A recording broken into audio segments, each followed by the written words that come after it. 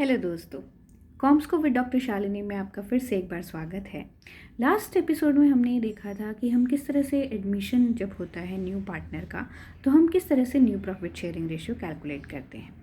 आज हम ये देखेंगे कि जब एडमिशन होता है न्यू पार्टनर का, तो हम रीवैल्यूएशन ऑफ एसेट्स और लायबिलिटीज़ किस तरह से करते हैं। तो चलिए शुरू करते हैं। सबसे पहले जब हम एडमिशन ऑफ न्यू पार्टनर देखते हैं तो उसके अंदर अगर एसेट इंक्रीज़ हुई है या डिक्रीज़ हुई है, तो उस केस में हम चाहें तो सारी एसेट्स की वैल्यू को चेंज करें, या फिर जिन जिन एसेट्स की वैल्यू चेंज हुई है सिर्फ उनके लिए एडजस्टमेंट एंट्रीज़ कर लें। तो दूसरा तरीका ज़्यादा कारगर है। जिन जिन एंट्रीज़ की वैल्यू चेंज हुई है सिर्फ उन्हीं के अकाउंट्स को डेबिट या क्रेडिट करके हम एक बैलेंस शीट में चेंज ला सकते हैं। तो चलिए शुरू करते हैं। इस केस में जब हम रीवैल्यूएशन ऑफ एसेट्स करते हैं तो हम एक अकाउंट खोलते हैं एडजस्टमेंट्स करने के लिए, जिसका नाम है रीवैल्यूएशन अकाउंट। रीवैल्यूएशन अकाउंट, जैसा कि हमें नाम से ही पता चल रहा है कि हम एसेट्स और लायबिलिटीज़ को रीइवैल्यूएट कर रहे हैं, तो हम इसका नाम रीवैल्यूएशन रखते हैं। अब इसका जो नेचर है वो नॉमिनल होगा। जो भी नॉमिनल अकाउंट के रूल्स हमने अप्लाई किए थे वो सब इस पे लगेंगे, और इसे हम P&L एडजस्टमेंट भी कहते हैं, क्योंकि हम असेट्स और लायबिलिटीज़ की वैल्यू को एडजस्ट कर रहे हैं। तो चलिए शुरू करते हैं। सबसे पहले दो सिनेरियो हो सकते हैं, या तो एसेट इंक्रीज़ होंगी या फिर एसेट्स डिक्रीज़ होंगी। तो उस केस में अगर इंक्रीज़ इन एसेट्स है तो हम एंट्री करेंगे, क्योंकि एसेट अकाउंट का डेबिट बैलेंस होता है और वो इंक्रीज़ हो रही है यानी और डेबिट हो रही है, तो हम एसेट्स अकाउंट को डेबिट करेंगे और रीवैल्यूएशन अकाउंट को क्रेडिट करेंगे। क्यों? क्योंकि इसका बैलेंस डेबिट है। इसी तरह से अगर डिक्रीज़ इन एसेट्स होता है तो हम एसेट्स का जो बैलेंस है उसे क्रेडिट कर देंगे, यानी एसेट्स को क्रेडिट करेंगे। तो हम एंट्री करेंगे revaluation account debit to assets account. इसके बाद अगर हमारी लायबिलिटीज़ इंक्रीज़ हो रही है तो लायबिलिटीज़ का बैलेंस क्रेडिट बैलेंस होता है, तो हम और उन्हें क्रेडिट कर देंगे। तो हम लिखेंगे लायबिलिटीज़ को क्रेडिट, यानी कि revaluation account debit to liabilities account. इसी केस में अगर वाइस वर्सा की बात करें और डिक्रीज़ हो रही है लायबिलिटीज़, तो हम लिखेंगे लायबिलिटीज़ अकाउंट डेबिट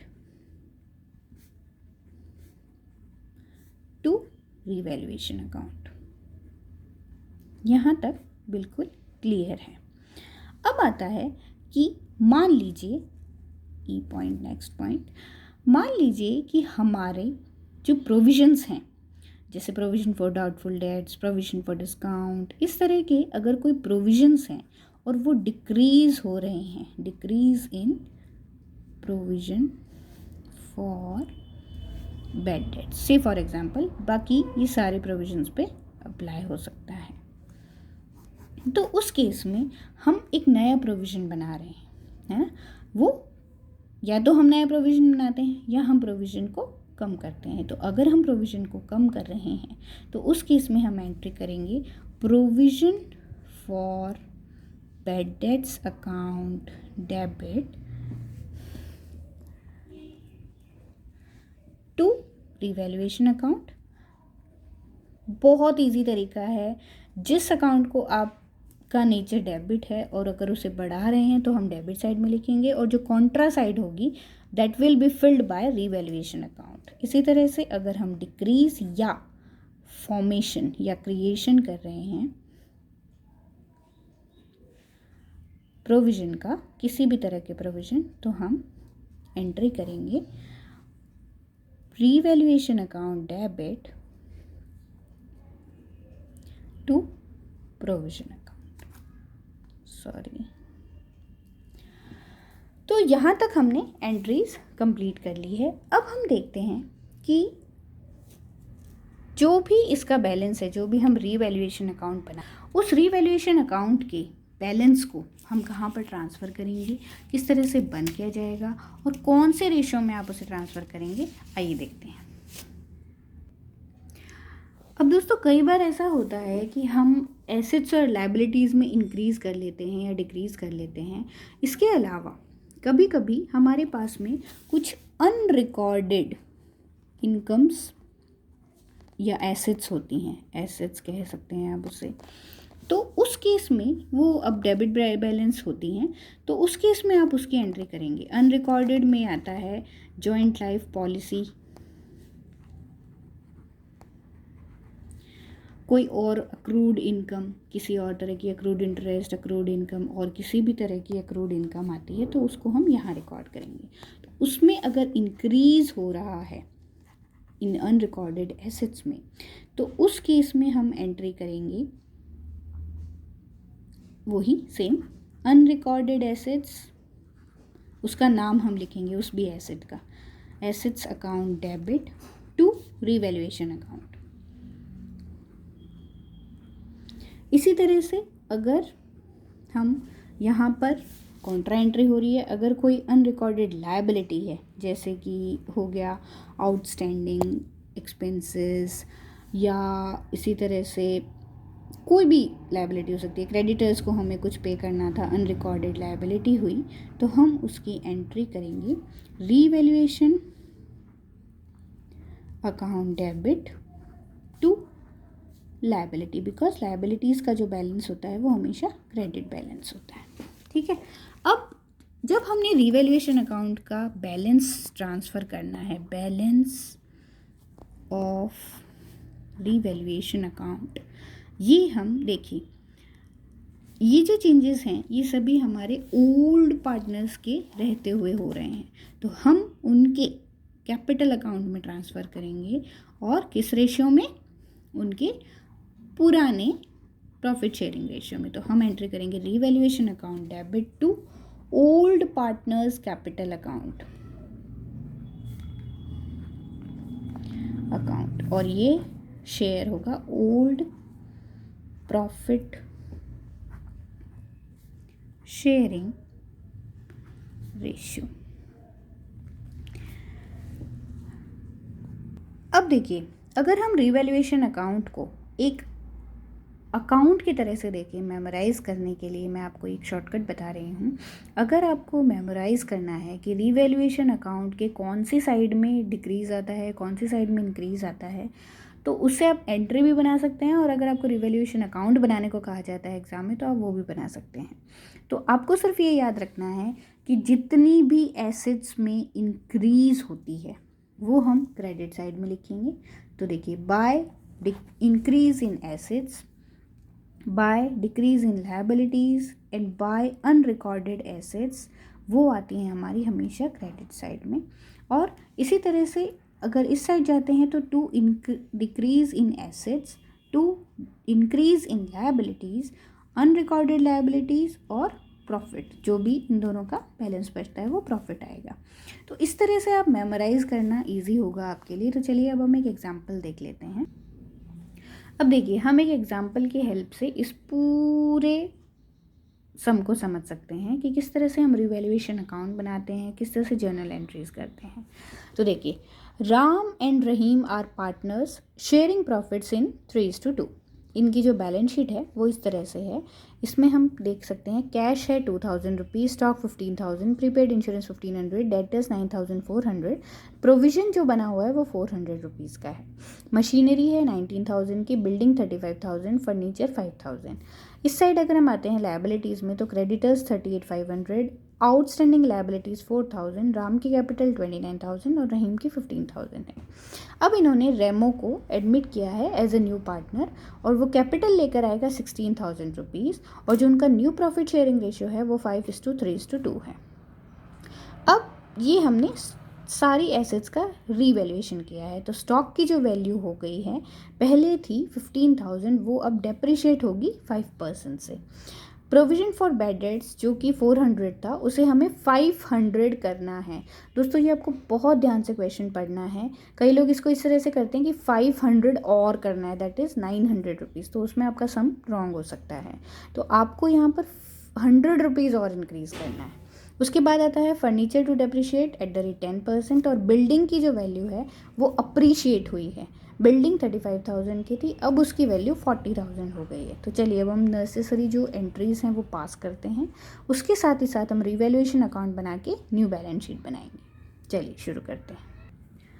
तो दोस्तों अब हम पहली एंट्री शुरू करते हैं। पहली एंट्री है कि स्टॉक को हम डेप्रिशिएट करेंगे। तो स्टॉक जो है वो हमारी एसेट होती है, उसका बैलेंस होता है डेबिट बैलेंस। अब चूंकि उसकी वैल्यू कम हो रही है तो हम एंट्री उसे क्रेडिट करेंगे। तो हम रीवैल्यूएशन अकाउंट डेबिट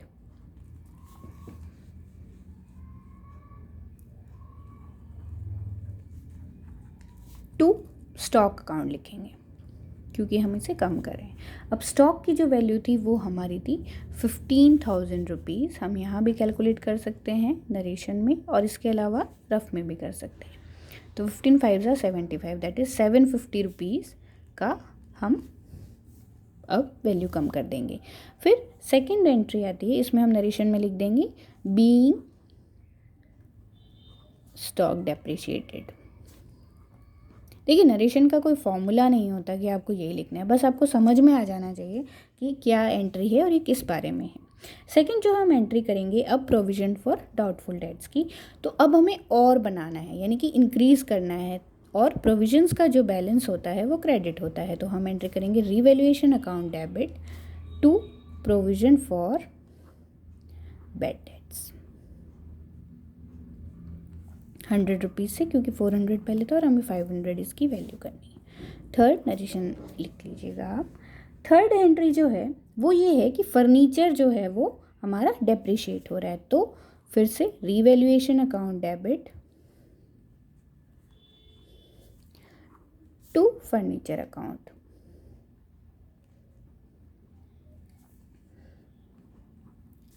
अब फर्नीचर की जो वैल्यू थी वो हमारी थी 5,000, उसका हम 10% डेप्रिशिएट कर देंगे, यानी कि 500 रुपीज़। इसके साथ ही नेक्स्ट एंट्री है फोर्थ, ये है कि building is valued at 40,000 rupees. तो बिल्डिंग की वैल्यू इंक्रीज़ हो रही है और हमारी जितनी भी एसेट्स हैं उनका डेबिट बैलेंस होता है। तो हम एंट्री करेंगे building account debit to revaluation account. 35,000 की पहले थी, अब हमें 5,000 रुपीज़ और इंक्रीज़ करने हैं, वो हम यहाँ कर देते हैं अप्रिशिएशन इन बिल्डिंग। अब यहाँ पे देखिए हमने इसके अलावा एक बहुत इम्पॉर्टेंट चीज़ है, वो है कि हमने रेमो को हमारे बिजनेस में इंट्रोड्यूस किया है, और वो कैपिटल कितनी लेकर आएगा 16,000। तो हम एंट्री करेंगे cash account debit to Remo's capital account 16,000। अब जो भी हमारे अकाउंट हैं रिवैल्यूएशन अकाउंट का जो बैलेंस निकलेगा वो हम ट्रांसफ़र करेंगे। तो आप चाहें तो अभी एंट्री कर सकते हैं, या फिर आप उस अकाउंट का बैलेंस कैलकुलेट करने की बात करें। तो मैं आपको ये सजेस्ट करूँगी कि आप एंट्री तो लिख दीजिए और उसके बाद अमाउंट लिख दीजिएगा रीवैल्यूएशन अकाउंट। अब आपको ये नहीं पता कि क्रेडिट या डेबिट होगा, तो देखिए सजेस्टेड यही है कि आप पहले अकाउंट में सारी पोस्ट कर लें, उसके बाद आप इसका बैलेंस निकाल के एंट्री करें। तो चलिए हम बनाते हैं। अब देखिए जैसा कि हमने पहले पढ़ा था कि जितना भी असेट्स में इंक्रीज़ होगा या लायबिलिटीज़ में डिक्रीज़ होगा वो यहाँ आएगा। तो हमारी इंक्रीज़ हो रही है एसेट बाय बिल्डिंग। चाहें तो आप इन एंट्रीज से भी पोस्ट कर सकते हैं, 5,000 रुपीज़ आएगा। और यहाँ पर टू स्टॉक डेप्रिशिएट हो रहा है 750 रुपीज़ से। टू प्रोविज़न हमने नया बनाया है, provision for bad debts 100 rupees से। टू फर्नीचर की वैल्यू भी कम हुई है 500 रुपीज़। टू अब देखिए अब हम इसका बैलेंस निकाल लेते हैं। तो ये है 5,000 रुपीज़, यहाँ पर भी 5,000 रुपीज़, और to profit transfer to capital account. Profit यहाँ पर आ रहा है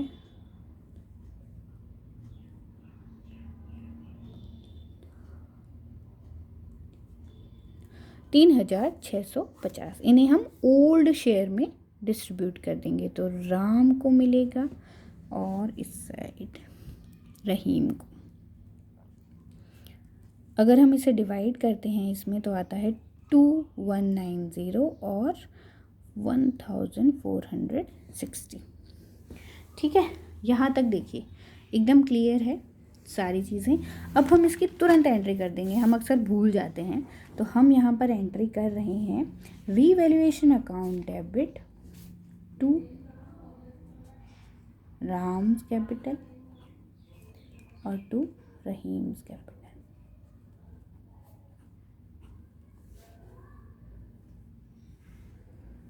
ये आएगा 2190 और 1460।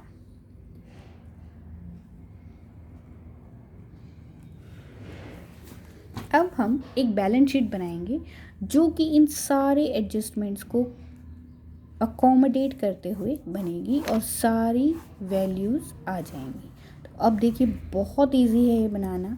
जो हमारी पुरानी बैलेंस शीट है उसमें कैश था 2000, तो 2000 प्लस 16,000, क्योंकि कैपिटल आई है हमारे पास, तो ये हो गया 18,000। इसके बाद आता है